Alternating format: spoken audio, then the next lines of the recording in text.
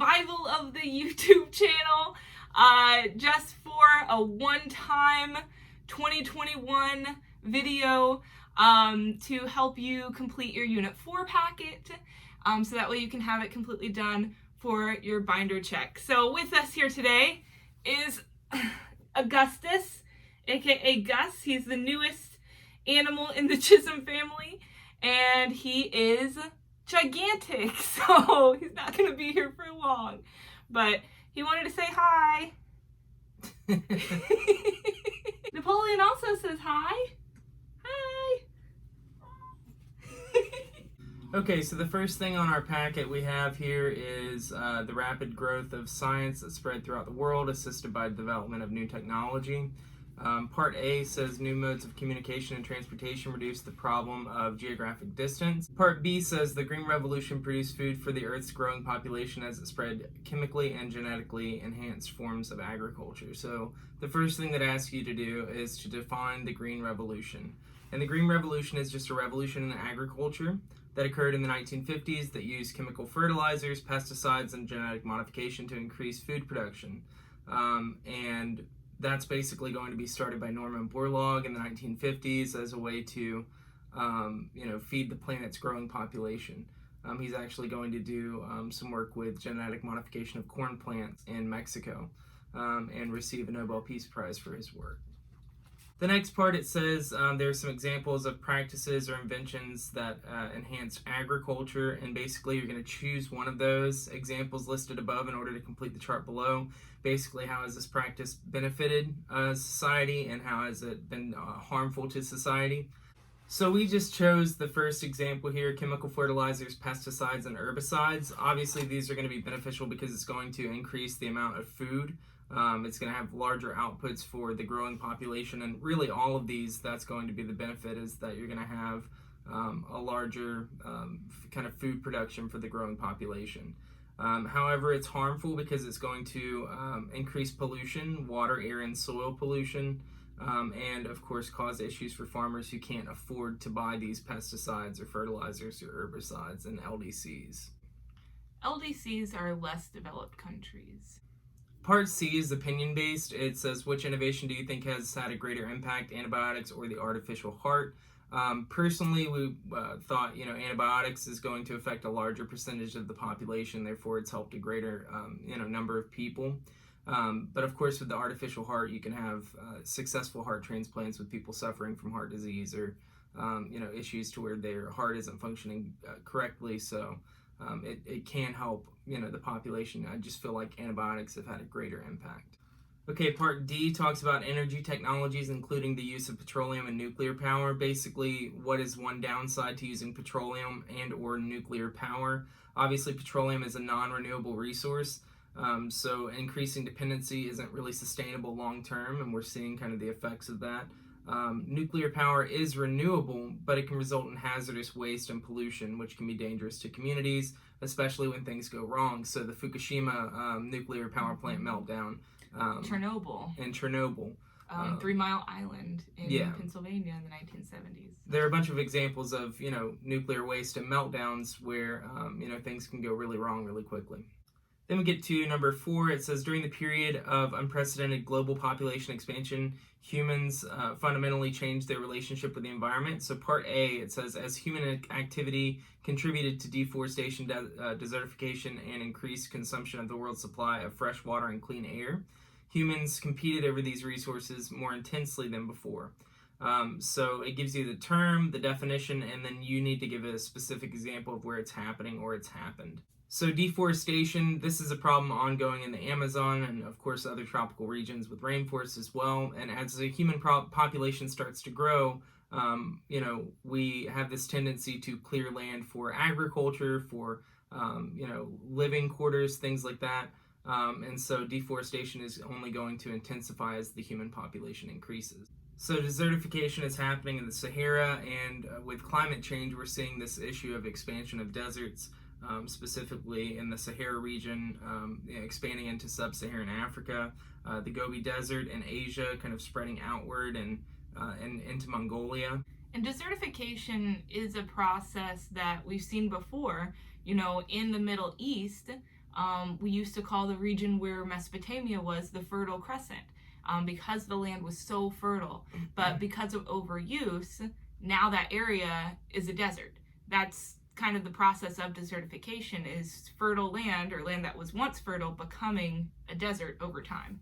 Okay, now we're moving on to where we're going to be talking about diseases, starting with the 1918 influenza pandemic. So the question is, where was this disease outbreak located? The Spanish flu is kind of hard to pinpoint. We saw the first kind of cases emerge in the United States, followed by other European countries, and it's called the Spanish flu, but it didn't actually come from Spain. Spain was neutral in World War I, so they were actually reporting cases of the flu, and other countries were kind of dealing with the fallout from World War I, and kind of put the blame on Spain for this influenza pandemic. Okay, next we have HIV and AIDS. This started in the 1980s in the Congo and traveled to the Caribbean and to the United States, and then eventually to the world. So this is going to be something that spread globally. And then finally we have Ebola. In 1976, we see our first cases of Ebola emerge, and there were many outbreaks all throughout Africa. The largest outbreak, though, was in West Africa in 2013. All right, so moving on to page 3, we have improved military technology and new tactics that increase the levels of wartime casualties. So you have a little chart here that's asking you, how was this particular military technology used to improve warfare? So tanks is there, and they've already filled that out for you. And then the next one is airplanes. So airplanes were primarily used for reconnaissance, which is just to basically spy on your enemies. So we would fly over enemy areas, and we'd be able to get some intelligence regarding where their positions were at, where their weapons were located, how they were moving things from place to place. So originally that's what airplanes were used for, and then we're going to see some aerial combat that emerged from that, and eventually we're going to be using airplanes for actual combat and for bombing and that kind of thing. Of course, airplanes are also going to be used to transport materials as well. The next thing is the atomic bomb. How is this military technology used to improve warfare? I mean, that's kind of hard to say that the atomic bomb improved warfare. It just kind of led to more warfare, I guess you'd say, or more advanced warfare. It ended World War II, so that's a good thing there. But it did lead to that fear of global destruction, mutually assured destruction, MAD. We're going to see that come up with the Cold War. And the Cold War is really going to be fueled by that fear of weapons of mass destruction, like the atomic bomb. The next chart asks you to define and explain what this military tactic involves and where it was used. So you have firebombing that's already filled out for you, and the one that you have to fill out is trench warfare. So with trench warfare, it's going to be used primarily in World War I. You see a lot of it in France in particular, along the western front of the war between Germany and France there. And this is essentially soldiers that are fighting to gain ground using those trenches that are dug into the earth. So we talked about that with World War I, but you have your trenches, you're dug into the ground, you're basically shooting over to the opposing side's trenches, trying to eventually be able to break through their lines and gain actual yards of ground in the process. So the next chart that you have talks about particular events that happened in warfare. So Dresden, the firebombing of Dresden is in the middle there in 1945, and it's already filled out for you. So the first one is Nanking, and that's going to be actually the capital of China at the time. And Nanking is going to be invaded in 1937 by Japan. The death toll for Nanking is really kind of disputed, kind of unknown, but a common figure that historians land on is about 300,000 Chinese citizens are going to be killed. It's going to actually hurt the nationalist movement in China too, because the nationalists were supposed to be protecting these cities. In a lot of cases, they fled from the Japanese and were criticized by the communists, which gave the Communist Party in China more power. So with Nanking, what actually happened, it's commonly referred to as the Rape of Nanking, because the Japanese invaded and there was widespread massacres, actual rapes of people, looting, just like complete and total violence going on in this capital city from the Japanese imperial forces. They came in, they took the city, and they did whatever they wanted to the people. There are even like medical experiments that are going to take place. They're going to 731, right? I don't know. Is that what it's called? Yeah, I think it's called Unit 731. I'll check it. Where they like released like the Black Plague, Mm-hmm. and they tied people to posts and basically exploded or set off explosives, tore off the first layer of skin, placed them in extreme like conditions, extreme cold. Didn't they like cut off parts of their body and like put different diseases in them just to see like how it would interact with each other? They also dropped porcelain bombs that had fleas infected with the plague, so they reinfected the population with the plague in China. Yeah, it was bad. And then you have down at the bottom, Hiroshima.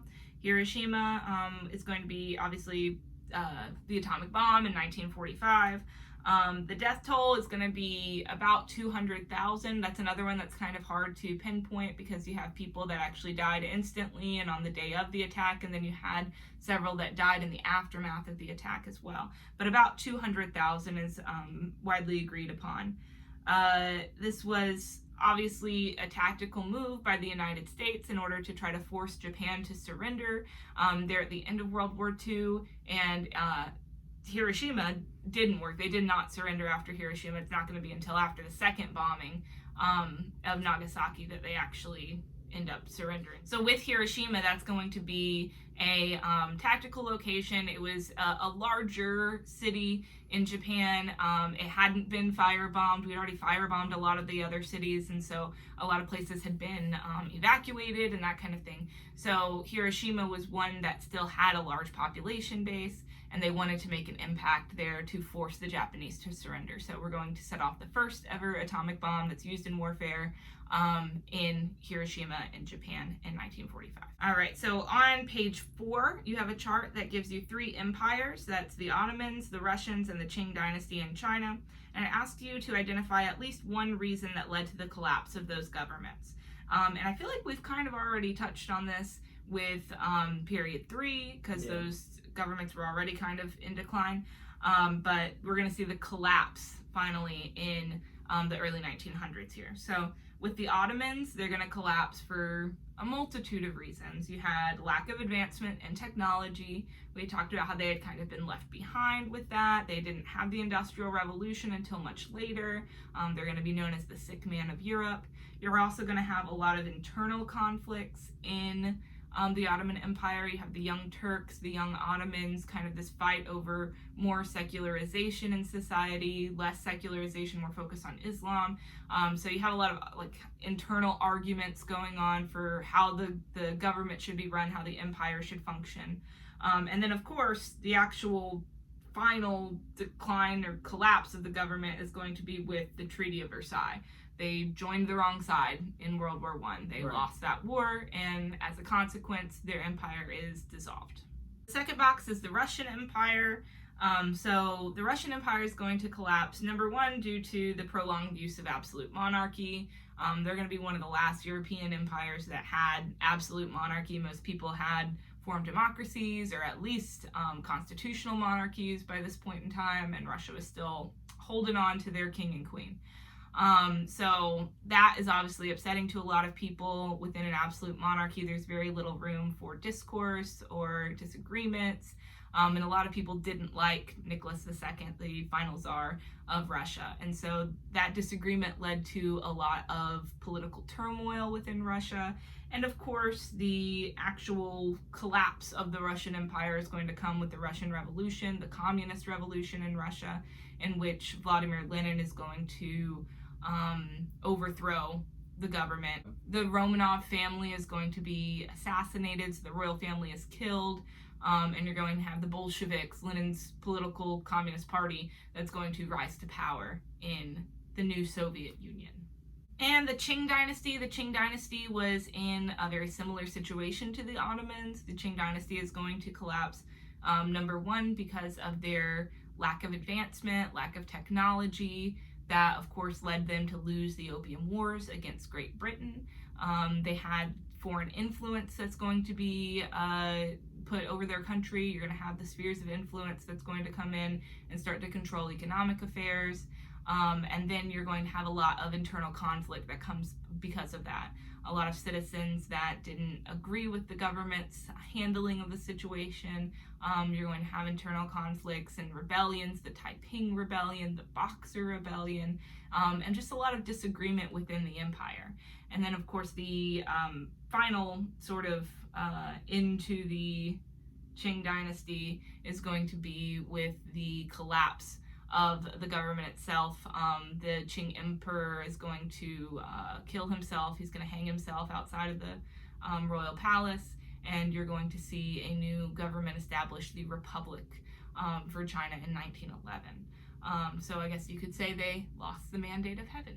Part 2 is going to be dealing with emerging ideologies of anti-imperialism that contributed to the dissolution of empires and restructuring of states.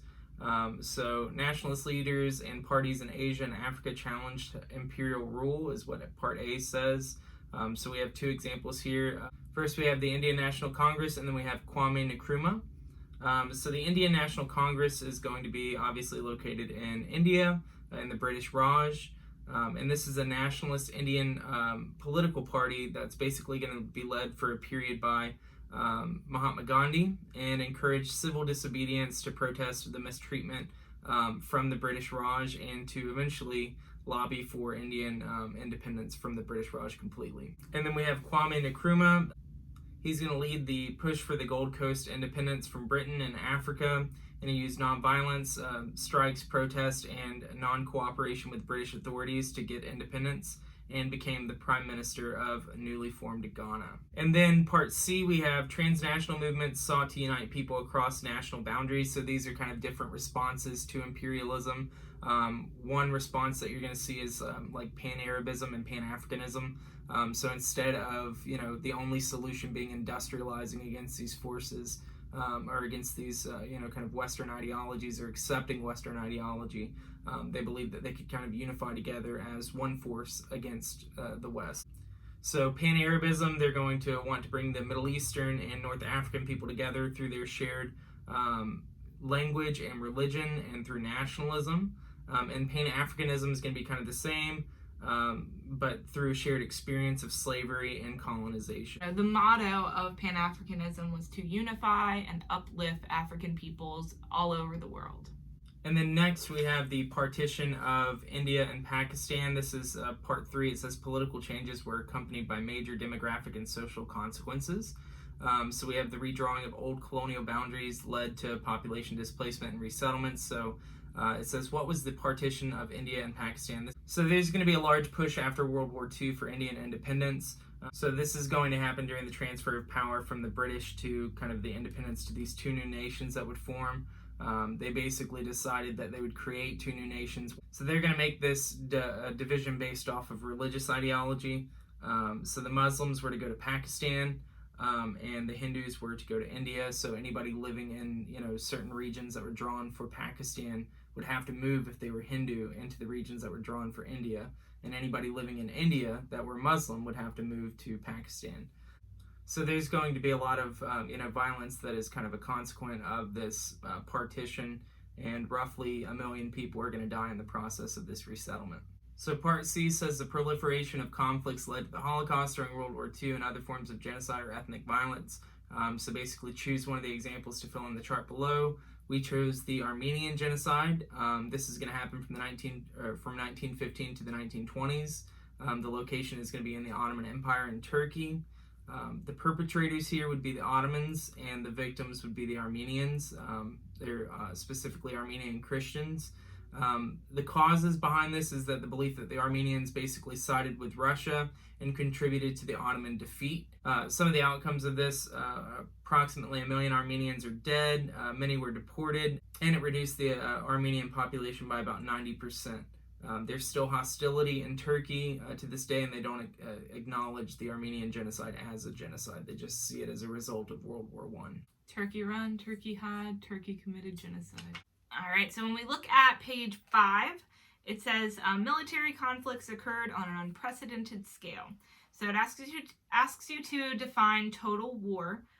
Total war is going to be a war in which all aspects of society are affected. And we've talked about that in class, where you have people who aren't soldiers, who aren't living where the war is taking place, that are still going to be affected by this war. Everyone is going to feel the effect of a total war through propaganda, through war bonds, through rationing, through victory gardens, through the private sector converting to produce wartime technology, etc., etc. So that's what a total war is when all aspects of society are impacted by that war. So explain how World War I could be considered a turning point in world history. World War I is going to be our first global conflict because this is the first time that we have imperial forces that are going to be used. We truly have people from all over the world that are fighting in World War I. So it's our first real global conflict. It's going to be the first usage of industrial technology. This is our first major war since the Industrial Revolution has occurred. So it's the first time we can use that new advanced weaponry, machine guns and tanks and poison gas and all of those creations of the Industrial Revolution. And it's also going to be a shift in the way wars are fought forever. You're never going to go back to the way that wars were fought before World War I. World War I changed everything. And then it asks you, would you consider the world wars to be total wars? Explain your reasoning. Pretty simple, yes, because all aspects of society were impacted. That is what a total war is. So it fits that definition there, for sure. So the next little chart asks you to explain how each ideology obligated their people to mobilize / organize and wage war during the world wars. So the first one is fascism. And fascism is going to encourage warfare because they glorify the military. That's a part of fascism. That's part of the ideology itself, is that the military is glorified. And they believe that conflict makes the country stronger. It bounds them together more for them to engage in war. Also, you have the cultural aspect of fascism, that belief in cultural superiority. And the only way to spread that cultural superiority is to reduce the amount of people that you consider inferior to you. And the only way to do that is through warfare. Nationalism, the second one on that chart. How does nationalism encourage the need for warfare? Well, nationalism is going to not necessarily in itself create warfare, but extreme nationalism, which does emerge during World War II, does encourage warfare because of the competition aspect of it. The fact that within extreme nationalism, you see ethnocentrism emerge, the belief that my ethnicity, my nation is better than your nation. And so that results in that competition, which of course results in hostility and fighting. Okay, so the next part of this page asks you to look at some different kind of works of art, I guess you could say. So the first one is a propaganda poster. So that's the type of media. Spoiler alert. It says, destroy this mad brute and enlist today. So the mad brute that they're referring to is like this King Kong looking figure, but it is wearing the war helmet of Germany. So they're referring to Germans as these crazy monkeys who are like holding the damsel in distress hostage. So this is obviously propaganda. The nation that used this was the United States. It says U.S. Army there at the bottom. So the United States is going to release this propaganda poster. And the audience, this is a really good kind of practice for you to do for sourcing in the DBQ, is to think about who the audience is here. Who would they show this to? And what effect do they want it to have? So the audience for this propaganda poster is going to be U.S. citizens, and this was created in 1917. So this is during World War I, and remember, the United States didn't get involved immediately in World War I. A lot of U.S. citizens felt like, that's none of our business, that's a European war, we don't really have a lot to do with it. And even after like the Zimmerman telegram, you still didn't have a lot of U.S. support for the war. The U.S. was going to war and they wanted to build up their military forces, but a lot of people were thinking like, why are we fighting in this? So they're going to release propaganda posters like this to get people on their side that, characterize the Germans as, these mad brutes who are going to steal your women and who are going to storm our beaches. And so it's trying to get people on their side because they felt like World War I is none of our business. Who cares about that? The next piece of art. It feels weird calling Triumph of the Will art. But it is. So the next piece of artwork that it's showing you is actually a poster for a film. So the nation there would be Germany. The type of media is film. It's a propaganda film that was created. It's called Triumph of the Will. And this was a propaganda film that was commissioned by Adolf Hitler in World War II. And it's actually considered one of the most famous works of art, one of the most famous works of film. They used a lot of new filming techniques. I had to watch the whole film when I was in college, and a lot of film students have to watch this as well, in addition to history students, just because not only is it important for history, but it's also a huge step in filmmaking. But it was created by Leni Riefenstahl, and the basis of this is going to be a Nazi convention, and it's filming a Nazi convention. It's filming the speeches that were made, including the speeches from Adolf Hitler, who was the new Führer of the Third Reich, the German Empire at the time. So the audience is going to be, number one, Germans, because they wanted to show Hitler as the savior of the German Empire. They want to kind of idolize and glorify Adolf Hitler. So if there were any Germans who weren't completely convinced that he was going to do a good job, then here's this film that they could show them that, he is the savior of Germany. So that's the first one, is to kind of show Hitler's power to the German people. But also, you have to think about it, the film is going to be circulated throughout all of Europe and eventually worldwide. And so not only was it a German audience, but it also was to show the rest of the world how powerful Adolf Hitler was and how powerful Germany was. And so that way, whenever we're kind of on this path to war, World War II, then people know, like, oh, okay, Hitler is powerful and he has Germany on his side. This film is going to show scenes with thousands and thousands of people coming to these Nazi political rallies. And so people knew outside of Germany that, hey, this is serious. Like, people are actually invested in this. And then the last piece of art there is a speech. So the type of media would be speech. And this is one of Winston Churchill's speeches. So this is going to be from Great Britain.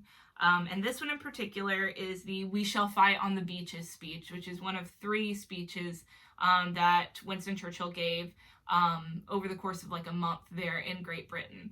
The first one being his blood, toil, tears, and sweat speech. I'm a big Winston Churchill fan. So the audience here with Winston Churchill's speech is also another one, kind of like with Triumph of the Will, where it's multifaceted. So number one, Winston Churchill wanted to speak to the British people. At this point in the war, this is June of 1940, I believe. Yeah, June of 1940, whenever he's giving this speech, he's newly prime minister. And he's become prime minister because of the ineffectiveness of his the previous prime minister, Neville Chamberlain. And he's become prime minister because of the fact that they need someone to stand up and take charge in the situation. Things were crumbling fast at that point in the war. Hitler had taken over most of Europe, and at that point in June of 1940, it was very apparent that he was going to take over France, who was the British ally, the only British ally fighting the Nazis. So Churchill's going to be giving this speech telling the people of Great Britain that, hey, we're going to have to fight, and we're going to have to fight really, really hard, and things are going to get really, really bad for a while. But here's the thing, we're never going to surrender. And that's the message of the speech here, is that we're going to fight them wherever they want us to. We're going to give as much as we possibly can, and we will never, ever surrender to the Nazis. We will eventually have victory. But it's going to be really hard to get there. Like, this is a serious situation. And he's trying to warn the British people that you need to prepare yourselves for how bad things are going to get. And it's kind of not ironic, because obviously he knew it was coming, but shortly after this speech is when Germany's going to launch their Battle of Britain. And for a full entire month, Germany's going to be bombing Britain around the clock, constantly for an entire month, 24 hours a day, no breaks. Lion the Witch in the Wardrobe stuff. Right? I never was into that. You were into that. But yeah, so the Battle of Britain is coming, and he's telling them things are gonna be bad, so buckle down. But it's also a message to the Western democracies. So, you know, the people who aren't involved in the war, who want to kind of stay out of the war. This is a message that it's impossible to stay out of this war. Like, you're going to have to fight this, German force at some point. And it's kind of like a rallying cry behind, Western civilization. Absolutely. And it's also a message to the Germans that, hey, we're never going to surrender to you. We're never going to give in. So you can give us all you've got. You can try your hardest, but we're going to fight you, and eventually we're going to win. So he's trying to kind of send that message to multiple groups of people. And at the bottom of the page, it asks you to define propaganda. Propaganda is just any one-sided communication that's intended to sway its audience. So in war times, it's often used intending to sway people onto their side of the war. So the next thing that you're going to have to do is basically map out the Cold War. You're going to need two colors for this. We're going to kind of let you guys do this, but basically the sides are going to be capitalism and democracy versus communism. So for capitalism and democracy, make sure you include the USA and Western Europe. And then for communism, of course, make sure you include the USSR, Eastern Europe, and China. Part C talks about how the Cold War produced new military alliances, including NATO and the Warsaw Pact. So after World War II, you're going to see NATO emerge, the North Atlantic Treaty Organization, as a way to kind of protect Western democracies from being invaded by communist forces. So it's going to establish military alliances with Western European powers and, of course, the United States. And this is going to be the USA's team of alliances. Again, that's the North Atlantic Treaty Organization. And in response to that, you're going to have the Warsaw Pact. So the Warsaw Pact is going to be the response to NATO. And that's going to be the USSR's team kind of alliances with the satellite states that surround the Union of Soviet Socialist Republics. So these alliances are going to create, hostility and tension that would eventually lead to proxy wars, which is our next kind of question. What is a proxy war? A proxy war is basically a war instigated by a major power that may or may not be directly involved. So this is going to essentially be what the entire Cold War is a proxy war fought between the United States and the USSR.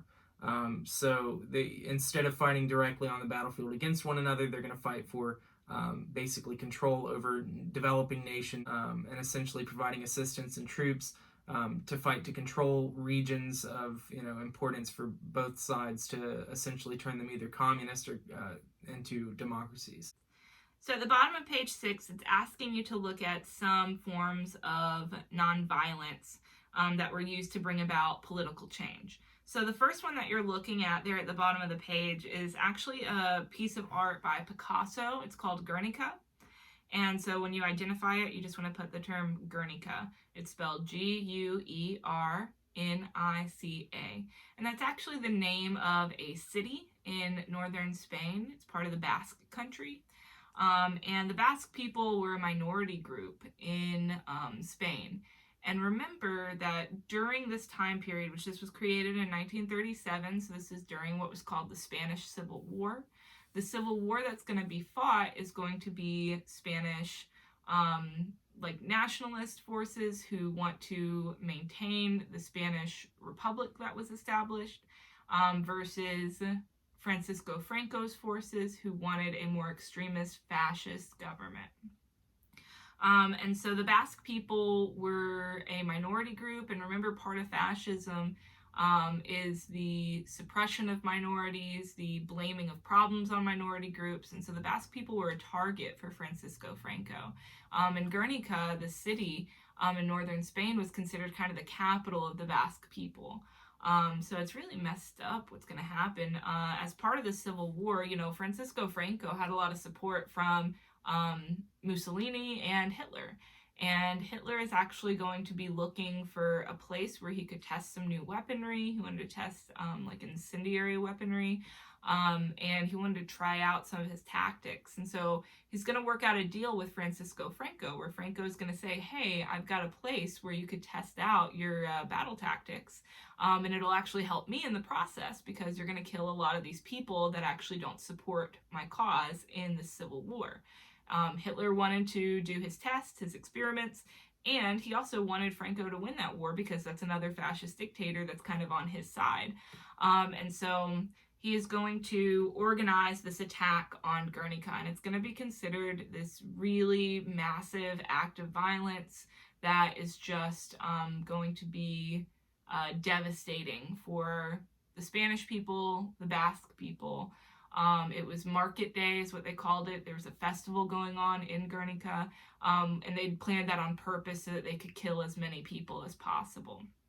So in response to that event, Picasso is going to paint this work of art, and it's going to be this gigantic, it takes up an entire wall. We've actually seen it in person. We went to Madrid last year and we saw it. But it's going to take up this entire wall. It's all painted in black and white. To be very somber. It has particular shapes and figures within the painting that are meant to represent the people who were affected by this, the Basque people. You have the woman crying, you have the bull and the horse, which are these important pieces of Spanish culture and history. You have the burning building. So it's meant to show the violence that occurred and to draw attention to the Spanish Civil War, because a lot of times in history the Spanish Civil War gets overlooked because it was occurring at the same time as World War II. And so Picasso wanted to draw attention to this event that had happened, this bombing of Guernica, that was so terrible, so horrible, and it wasn't part of World War II. And so he wanted to kind of put a spotlight on that. And show people how violent and terrible it really was. So the next one is The Burning Monk. That's a real picture that was taken in 1963. It has the information already there for you, but essentially this is going to be a part of the Vietnam War, which is part of the Cold War. And in South Vietnam, you're going to have a lot of anti-Buddhist policies that are going to emerge. A lot of Buddhist monasteries are going to be shut down. You're going to have a suppression of Buddhist culture. And that's under the dictatorship of Ngo Dinh Diem. That's correct, yeah. So this is Ngo Dinh Diem, who's going to actually be supported by the United States.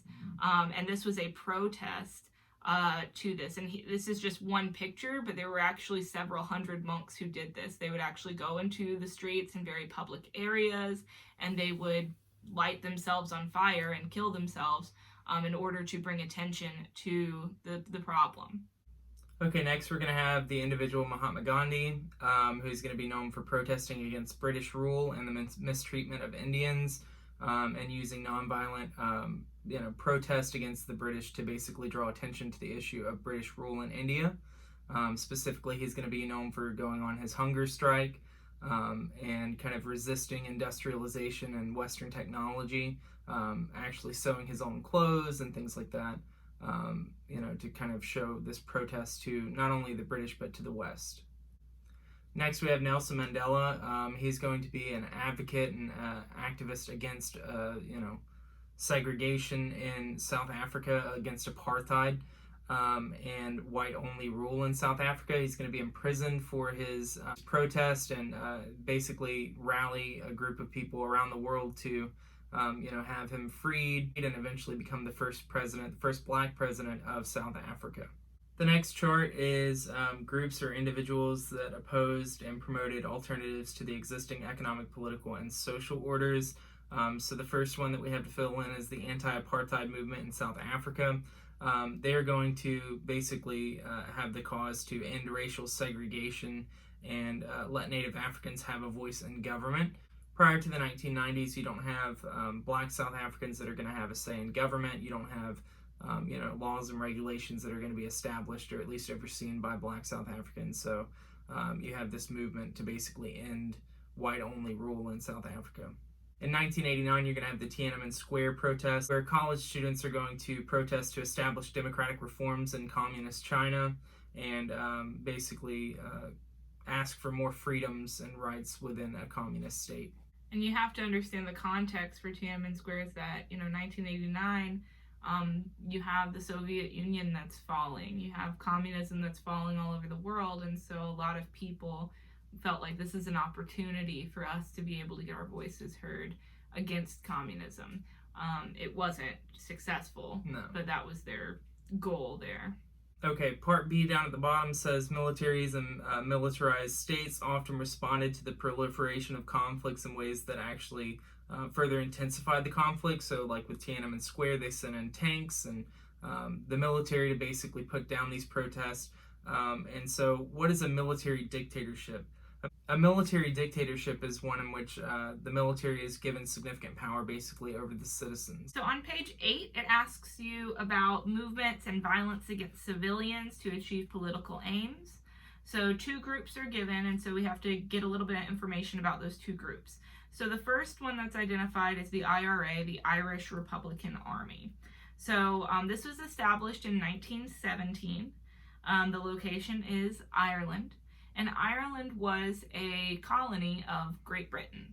So Ireland is the island that's located next to Great Britain. So they were under the control, they're part of the United Kingdom, they're part of the British Empire, and they had been for a long time. So the motivations behind the Irish Republican Army's formation is going to be that they wanted independence from Great Britain. They didn't want that colonial control anymore.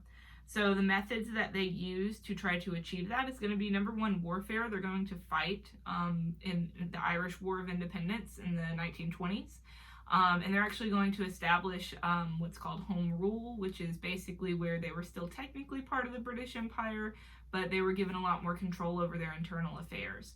And eventually, we're going to see later in history, you have a lot more violence that emerges. The resurgence of the IRA in the 1960s and 70s. You have bombings that are going to occur. They would target areas that British soldiers were known to frequent. They're going to target homes or cars of prominent politicians or politicians' families in Great Britain. And they're going to use that violence to try to, get their desired outcome of complete and total Irish independence. And they were relatively successful. You do have the creation of the Republic of Ireland. So technically the island of Ireland next to Great Britain is divided into 2 separated countries. So like the southern part of Ireland is called the Republic of Ireland. The capital is Dublin, and that is its own independent country free from the rule of Great Britain. You did have the kind of minority population of Ireland that wanted to stay and maintain their sort of position with the British Empire, and so that's Northern Ireland, which is still a part of the United Kingdom and still has those ties to Great Britain. That capital is Belfast, and it's basically a completely separate country from the Republic of Ireland. So that was going to be the outcome of the IRA's acts of violence. And then the second one it asks you to look at is Al-Qaeda. So Al-Qaeda is going to be established in 1988. The location is really throughout the Middle East. This is going to be a system of people and groups that are connected throughout the Middle East, but it originally was formed in Afghanistan. As a resistance group like the Mujahideen, right, against the Russians, so trying to take over in Afghanistan. Yeah, so they were originally, like Osama bin Laden, for instance, was a part of that resistance group fighting against Russia. And then they continued that sort of idea of resisting the powers that be with the creation of separate groups like the Taliban and Al-Qaeda and eventually ISIS, etc. So the motivation for Al-Qaeda is going to be fundamentalist, extremist Islamic beliefs. The idea that there was a war on Islam, that the idea that their religious beliefs were being targeted, and also that even within Islam, people weren't doing what the true Islamic beliefs were to be. So there were issues not only with the West trying to come in and change Islam, is what they thought, but also even within Islam, there were a lot of people that weren't following the rules as they should, is what their beliefs were. So this is also known as like jihadism. The word jihad is very controversial within Islam, but basically it just means like the struggle for Islam. But some extremists are going to take that as like the war and like killing of people who don't follow Islam. And so these jihadist groups are going to emerge. So some of their methods that they use, they attacked embassies, lots of suicide bombings are going to occur, and of course one of the largest things that Al-Qaeda is known for were the 9/11 attacks in New York City in 2001. So some of the outcomes, you're going to have the war on terror that is going to emerge after the 9/11 attacks. You're going to have the continued violence throughout the Middle East. Eventually, I think it's 2009, if I'm not mistaken, the assassination of Osama bin Laden, and of course the rise of other extremist Islamic groups, which is an ongoing problem throughout the Middle East, so like ISIS, ISIL, etc. All right, so if we go to the next chart that you're asked to fill out, it says, in the communist states of Soviet Union and China, governments controlled their national economies. Complete the chart about these examples of communist governments controlling their economies. So you have two basic moves that were done within the USSR and in China in order to establish that government control over the economy. So the first one is the 5-year plans. And this was a series of 13 plans lasting in 5-year increments, and it was from 1928 all the way to 1991. So this was originally the Russian plan. So this was the Soviet Union is where this was located. And the purpose of the 5-year plan was to rapidly industrialize and speed up economic development. So Stalin, who's the dictator of USSR, he is going to basically spread this message that the Soviet Union is lacking, it's falling behind. If they want to establish their dominance on the world stage, they're going to have to catch up, and they're going to have to catch up quick. And so you have this idea that's very popular within communism of collective productivity, where if we all work together towards a common goal, then we can actually achieve a lot more. And so he's going to utilize that for the 5-year plans. And the 5-year plans are going to lay out specific goals, and all of them are a little different, but they all have the same goal in mind of economic development. So rapid industrialization, building factories, creating railroads, figuring out how to transport goods, what kind of goods could be produced to sort of boost economic productivity within Russia. And the 5-year plans would be adopted by Mao Zedong as well and be used in China. Yeah, so the Great Leap Forward is going to be used in China. So that's going to be Mao Zedong's sort of response to the 5-year plans, which he had 5-year plans and they weren't nearly as successful as what had been seen in the Soviet Union. So he's going to kind of rebrand it as the Great Leap Forward. And this is going to be from 1958 to 1962. And the purpose was to industrialize China, because obviously that had been a problem that they had been dealing with for, almost 100 years at this point, that China had not effectively industrialized and had not built those factories and had not utilized technology nearly as much as the other world powers. So he wanted to get them on that same world stage to have that economic development. So rapid industrialization and the establishment of communes through the reorganization of agricultural land. So this Great Leap Forward was supposed to take China from being this backwards country to now being able to be a successful world power. It's going to be a complete and total failure. They're going to not have the resources that were needed. Materials are constantly going to be running out. They're going to have people who are unskilled trying to do industrial labor, which is not safe. You're actually going to have widespread famine that's going to spread throughout China because they were putting so much emphasis on industry that nobody was paying attention to how much food they were producing. So the Great Leap Forward is going to be a huge disaster on Mao's part. The next section there is talking about the reaction to the Great Depression.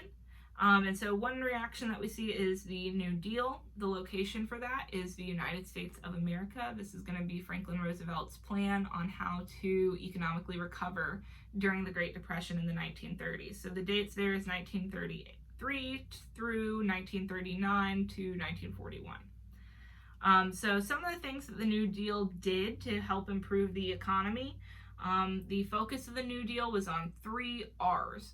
So it was relief for the unemployed, recovery of the economy, and reform of financial systems. So that was their basic 3 goals there, was relief, recovery, and reform.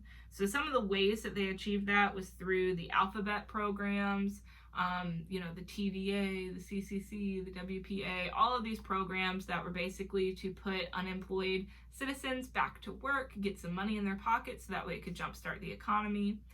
They're also going to utilize deficit spending in order to pump more money back into the economy. You're going to have the establishment of the Social Security program. You're going to have reforms put in place that allow the federal government to have more control in the economy. Not to the point, of course, that we see with Stalin and Mao, of course not, but still some steps are going to be taken to where the federal government can intervene in the economy to hopefully prevent another crash in the stock market and another major depressive issue within the economy in the future. So moving down to page 9, our last page, yay! The first box is asking you what country Nasser was from, which Nasser is going to promote economic development, modernization reforms, Arab unity, and breaking down the practice and effects of imperialism. And this is going to be in Egypt. Nasser was in Egypt. He's going to nationalize the Suez Canal so that Egypt can receive the economic productivity from that. And he is going to allow for that economic development in Egypt that they had been kind of lacking from years of British and French imperialism. All right, the next box is, it just says, in a trend accelerated by the end of the Cold War, many governments encouraged free market economic policies and promoted economic liberalization in the late 20th century. So this is like the 1980s that you're looking at the time period. So it's just asking you to match the leader with the country in which they were in charge. So the United States is going to be Ronald Reagan. Great Britain is going to be Margaret Thatcher. China is going to be Deng Xiaoping. And Chile is going to be Pinochet. The next section is looking at international organizations that were formed to maintain world peace and to facilitate international cooperation. So you have the International Criminal Court that is already filled in for you, and so the other 2 that you have to fill in are the League of Nations and the United Nations, or UN. So the League of Nations is going to be created in 1919 with the end of the Paris Peace Conference. And the League of Nations, the goal or purpose was to establish a peacekeeping body in order to prevent war from breaking out again. Obviously, the League of Nations was not successful in that goal. And a huge reason for that is going to be a lack of participation. You're not going to have a lot of significant global powers that agree to join the League of Nations, which kind of makes them less powerful overall. It was pitched by the United States, and the United States wasn't even a part of the League of Nations. Correct. The United States didn't even join its own peacekeeping body. So a lack of participation means a lack of power in their situation. And so the League of Nations never really was able to exhibit the kind of power that you would have to have in order to keep peace. So we're going to see the League of Nations be dissolved in the aftermath of World War II and a new, more productive peacekeeping body established, and that's going to be the United Nations, the UN. So basically the same idea as the League of Nations, but we're going to try to make it actually work this time. So the UN is going to be created in 1945, and the goal or purpose is once again a peacekeeping body to prevent future conflict and to help improve welfare around the world. And the last chart that you're looking at here says changing economic institutions and regional trade agreements reflected the spread of principles and practices associated with free market economies throughout the world.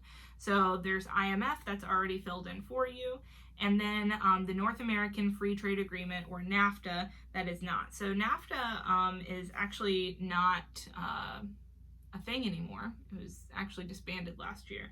But the original goal with NAFTA was to reduce trading costs. So it created a free trade zone between Mexico, Canada, and the United States. So it was to encourage people to build factories and to grow the economies within North America. Because if you establish that free trade zone, then you're going to want to establish factories within the free trade zone, so that way you can lessen your economic costs. So that was the goal there, was to make North America more economically competitive and to encourage that trade between North American countries. I don't know what it was replaced with, but last year it was disbanded and it was replaced with another trade agreement between the three countries. So it's not like the idea is really essentially gone. It's just been revised a little bit and has a new name. So make sure that you finish your Unit 4 packet up, have it in your binder so that you can have it completed for binder check. And we will see you soon because we are actually in school now. So why are we even doing this video? Oh, that's right, because you complained enough to make us do it. We love you anyways. Mwah, mwah, mwah.